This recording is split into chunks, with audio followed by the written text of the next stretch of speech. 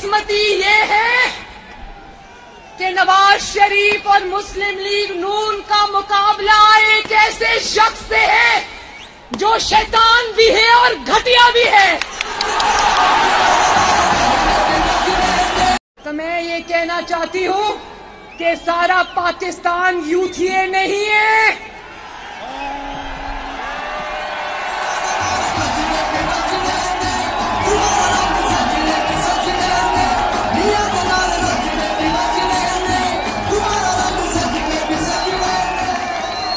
सारे पाकिस्तान को यूथिया समझ के रखा है।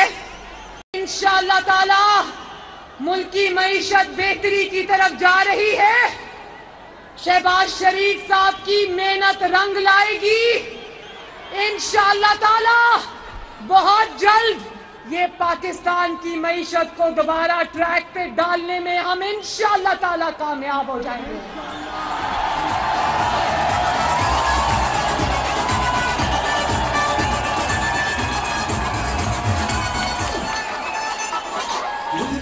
और